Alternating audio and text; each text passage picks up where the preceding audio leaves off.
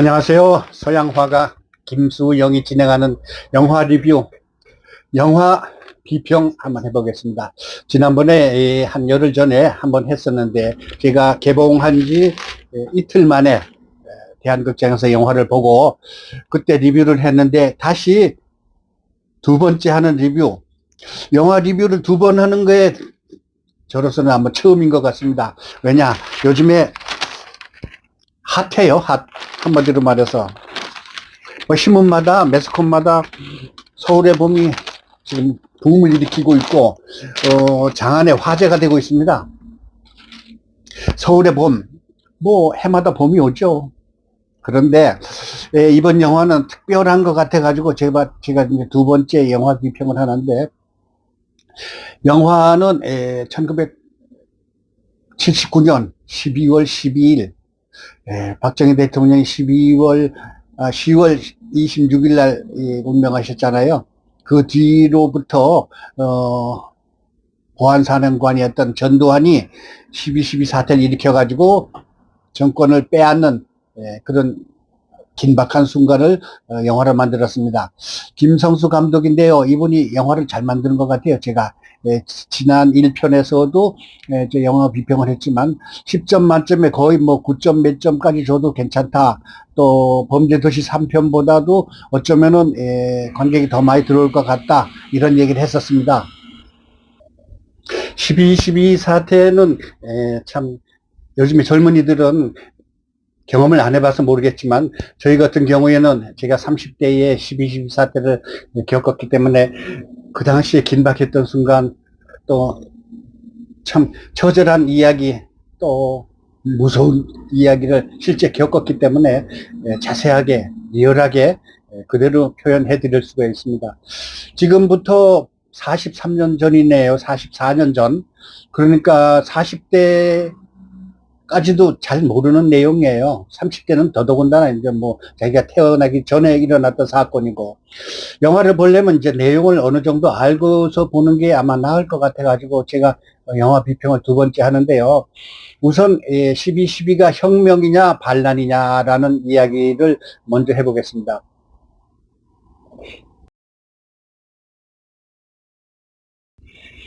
자, 반란에 준하는 거죠. 뭐 그건 혁명은 아니라고 생각합니다. 이 주인공, 그러니까 전두광으로 분장한 이 황정민이 극 중에서 하는 이야기가 있습니다. 실패하면 반역이고 성공하면 혁명이다. 너희들 알겠냐? 이런 식으로. 또 두 번째는 그 육사단, 육군단인가요? 그 노태우가 그 참 지휘하고 있는 전방 부대를 참 반란군이 돼가지고 서울로 쳐들어오는데, 전두광이 뭐라고 하는가 하면은 북쪽을 향해야 되는 총구를, 무기를 남쪽으로 대한민국의 그 선량한 국민들을 제압하기 위해서 오면서도 하는 소리가 뭔가 하면은 김일성이 때려 죽어도 오늘 저녁에 안 내려옵니다. 오늘 밤은 여기가 최전선입니다. 이렇게 해가지고 반란을 합리화시키고 혁명으로 이끌어가는 전두환 이야기가 긴박합니다. 한마디로 말해서 191분, 2시간 반이죠. 2시간 반이 훨씬 넘습니다. 그런데 이 순간에 5분마다 한 번씩 긴장을 시키고요. 또 10분마다 한 번씩 뒤집어집니다. 참 이 영화를, 시나리오를 잘 쓴 것 같고, 아까 얘기했지만 김성수 감독이 영화를 잘 만들었어요. 물론 한국인들이 요즘에 그 말랑말랑하고 보들보들하고 야들야들한 그런 영화를 별로 안 좋아해요. 그냥 독해져가지고 그 뭐 만화나 그 웹툰에서 워낙 강력한 그런 그 참 잔인무도한 그런 장면이 많아서 그런가, 이 영화가 그 막 사람을 죽이고 총칼을 흔들고 또 탱크도 왔다 갔다 하는 그런 긴박한 순간 현실을 그대로 재현했기 때문에 그래서 인기가 아닌가 싶습니다. 보통 영화는 30대, 20대가 많은데 관객들이, 이 영화도 그렇답니다. 왜냐? 자기들이 몰랐던 역사의 기록을 영화로서 다시 재현해서 볼 수가 있다는 그런 큰 의미가 있으니까 하는 소리죠. 우선 반란이냐 혁명이냐를 두고 이 얘기를 먼저 한번 해보겠습니다. 자, 고려 말 공양왕이 있을 때 우왕, 창왕이 고려를 이끌어가고 마지막으로 공양왕이 이끌어갔을 때 이성계하고 최영 장군이 요동을 쳐라 이라는 임금의 명령을 받고 올라가다가 무려 5만 명의 병사를 이끌고 올라가다가 위화도에서 회군을 했잖아요. 예? 이성계가. 그런 다음에 최영 장군 물리치고 또 뭐 그 유명한 개성 선주교 정몽주를 죽이고 뭐 이런 식으로 해가지고 나라를 휘어잡아서 조선을 건국했잖아요. 그 다음에 1961년도 박정희 대통령께서 그 삭막한 4.19 혁명 뒤에 요란 뻑적한 하루에 데모가 수십 번 수백 번 있었다는 그 혼란을 정리하기 위해서 5.16을 일으켜가지고 또 그 찬란한 대한민국의 경제를 일으킨 박정희 대통령이 있었잖아요. 근데 12.12 사태는 12.26 그러니까 10월 26일 날 박정희 대통령의 그 궁정동에서 김재규의 빠방 소리에 의해서 운명하셨잖아요. 뭐 시해라고 그러기도 하고 또 뭐 사망이라고 그러기도 하고 그러는데 어쨌든 죽었잖아요, 박정희 대통령이. 그로써 박정희 대통령 통치가 끝났는데 기회는 찬스다 이래가지고 참네 보안사령관이 이때다 하고서 정승화 계엄사령관을 참 체포를 합니다. 그때 체포할 때 한강을 넘어오면서 헌병들을 글쎄 몇 명을 따다다다 죽였어요. 그래서 지금 제가 이미지로 그 죽은 그 사람의 묘비를 지금 저기 올려놨지만 어쨌든 그 사람들은 느닷없이 한강을 지키려다가 서울을 지키려다가 죽은 거 아니겠습니까? 또 정승화 사령관 체포할 때 한남동 그 총리공관 거기에서 따다다다다 사건을 일으켜가지고 거기서도 몇십 명이 죽어요. 제가 알기로. 근데 정확한 몇 명이라고는 안 나와요. 아직까지 안 밝혀졌습니다. 정권을 잡기 위해서 무기를 잡은 거를 적을 향해서 싸운 게 아니라 우리 아군을 향해서 쏴가지고 권력을 잡은 거예요. 그 당시 사실은 그렇게 그 전두환이가 보안사령관이 잡아야 할 이유가 그렇게 많지는 않았어요. 정권을 잡아야 할 이유. 박정희 대통령께서 5.16 혁명을 일으켰을 때 혁명 공약이라고 있었잖아요. 응? 우리는 민족 중흥의 역사적 사명을 띠고 이 땅에 태어났다. 또 우리의 처지를 약진의 발판으로 삼아 그걸 전부 다 외웠었는데 지금 뭐 외운 지가 50년, 60년, 70년 다 되니까 잘 모르겠네요.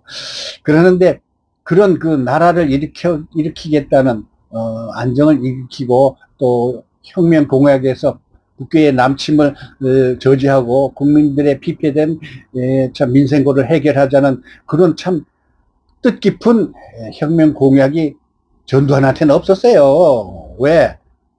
물론 이 12.12 사태 때 전두환이 잡으려고 할 때 국민들이 저항을 한 거예요. 저항. 서울역에 100만 명이 모였습니다. 서울역에서 남대문까지 그 100만 명이 모여가지고 전두환 물러가라, 군사독재 반대한다 이래가지고 사람들이 막 데모를 했었습니다. 왜 서울의 봄인가를 여러분 정확히 다시 한번 설명을 해드릴게요.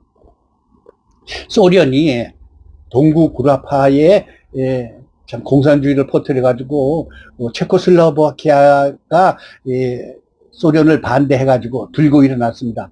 두부체크라는 그 유명한 그 민주주의 투사가 체코슬로바키아에 그래가지고 체코의 봄, 프라하의 봄 이래가지고 그때 이제 그 저항하는 그런 그 의미로서 봄을 일으키자라는 프라하의 봄이라는 제목이 나왔었는데 그거를 따라서 서울에서도 전두환을 반대하는 100만 명의 시민들이 모여가지고 독재 몰려가라 뭐 전두환 물러가라 이래가지고 서울의 봄이 이루어지려고 그랬는데 탱크를 몰고 나온 거예요. 전두환이 북계를 회항해서 지키던 탱크를 육군단 그러니까 노태우 사령관이 그거를 총칼을 들고 한강을 건너오는 거예요. 그때 계엄사령관, 수도경비사령관 장태환 씨가 그거를 방어했잖아요. 혼자 영화에서도 나옵니다. 이태신이라는 장군의 이름으로 밖에서 나오는데 정우성이가 그 사령관으로 나옵니다. 장태환으로 수도경비 사령관으로 나오는데 그 탱크를 혼자 그 한강 다리에서 막았습니다. 너들 못 가. 나라를 지키는데 전방으로 가야지 왜 서울로 쳐들어오냐 이런 식으로 나오는데 역시 반란군에 이기지 못합니다. 결국 이제 돌아가게 만들긴 하는데 결국은 장태환이가 지죠. 또 정승화 계엄사령관을 전두환이 체포를 합니다. 참 못됐어요.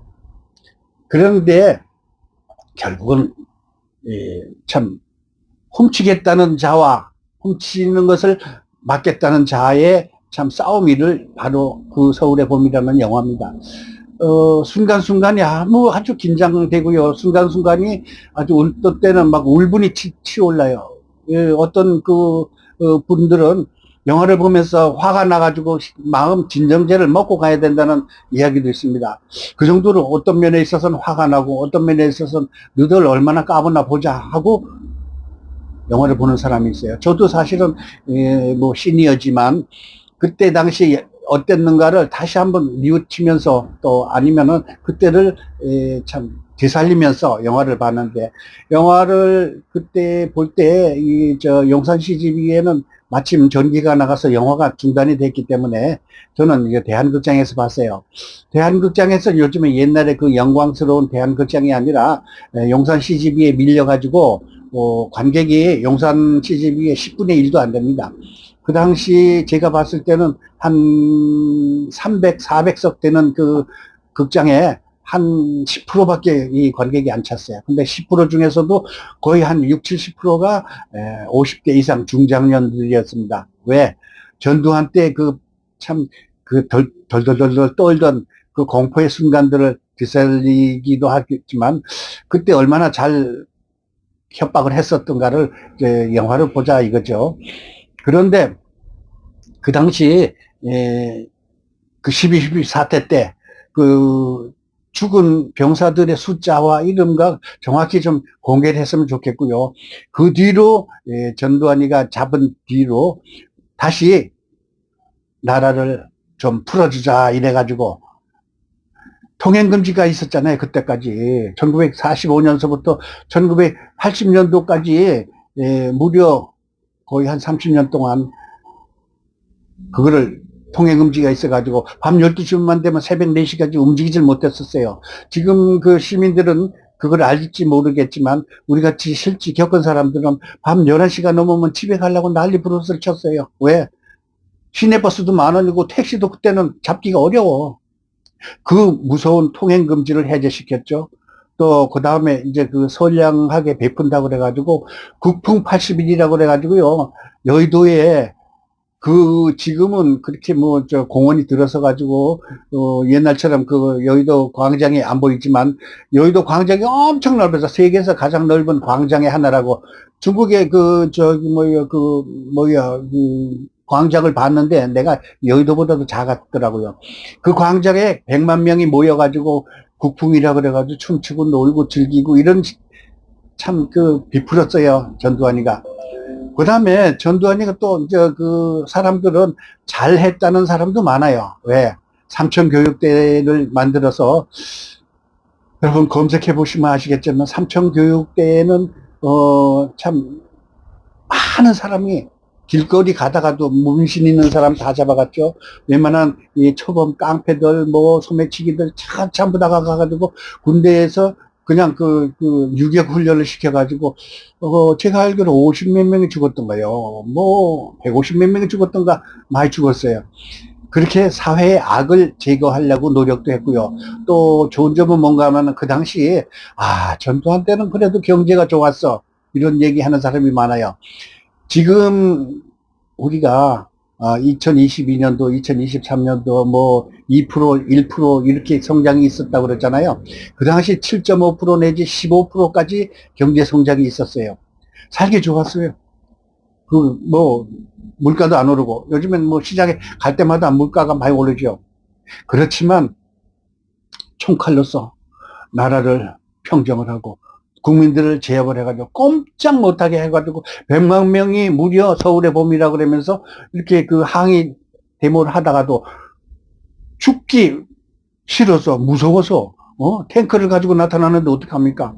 사람들이 기죽을 수밖에 없죠. 꽉 누르니까. 그런 대로 누른 상태에서 경제를 일으키는 것은 틀림없고요. 또 누르다 보니까 광주 사태가 일어난 거 아니겠습니까? 광주 사태. 그 무서운 학살. 물론 그 광주 사태를 제압을 하지 않았으면 어떻게 됐을까? 만에 일에 광주 시민군이 그 무기를 탈취를 해가지고 서울까지 올라와가지고 난리 부르셨으면 제압을 안 했으면 어떡할까 하는 가상의 참 상상도 해보긴 하지만 그러면 또 안 되겠죠? 어쨌든 그런 비극을 만든 사람이 전두환이잖아요. 근데 전두환이나 노태우나 이제 다 저 세상으로 갔습니다. 전두환이가 12.12 사태를 성공해가지고 대한민국을 뭐 참 체육관에서 대통령이 돼가지고 노태우도 역시 대통령이 돼가지고요 있었지만 전두환이 지금 죽어서 묻힐 땅이 없답니다. 국군묘지? No! 대통령으로서 자격이 안 돼. 이래가지고 국군묘지에, 국립묘지에 안장이 안 되고요. 그 시신을 경기도 파주에다 모는다 그랬는데 파주 시민들이 들고 나가지고 전두환이 묘, 우리 동네 세우면 안 됩니다. 하고 또 들고 일어났잖아요. 역시 반란은 틀림없어요. 혁명이 아닙니다. 아까 제가 얘기했지만 거듭 박정희 대통령께서는 혁명 공약을 일으켜가지고 대한민국을 참 새마을 운동을 일으켜서 세계적인 경제대국 지금 10대 선진국에 뽑히잖아요. 그 밑바탕이 박정희 대통령의 그 참 탄탄한 국민소득 100불도 안 되는 시대에서 국민소득 3만 5천 불, 4만 불을 바라보는 아시아 최강국의 하나라고 발전시킨 게 박정희 대통령의 밑바탕이었습니다. 그렇지만 전두환이 똑같은 행동을 했지만 전두환은 그렇게 혁명 공약을 일으킬 만한 그런 명분이 없었던 것만은 틀림없어요. 국민들을 찢어 누르고서 학살을 하고 또 국민들에게 협박을 하고 그래가지고 통치를 하긴 했지만 어쨌든 역사는 말하는데 저로서는 영화 비평을 두 번째 하지만 박정희 대통령께서는 옳았고 전두환은 X입니다. 지금 이거 보시는 분들도 오가 맞습니다라는 분도 있을 거예요. 있긴 하지만 제가 보기에는 역사는 말한다. 이성계가 나빴다는 사람 손들어 봐주세요. 없죠? 박정희가 나빴던 사람 몇 분 손드네요. 그렇지만 긍정적인 평가가 많습니다. 제가 영화 리뷰 첫 번째 할 때도 제가 했었죠. 왜냐 국립묘지에 제가 가가지고 대통령 묘지를 현충일 때 가봤어요. 김영삼 대통령 묘소는 저 한 사람밖에 없었습니다.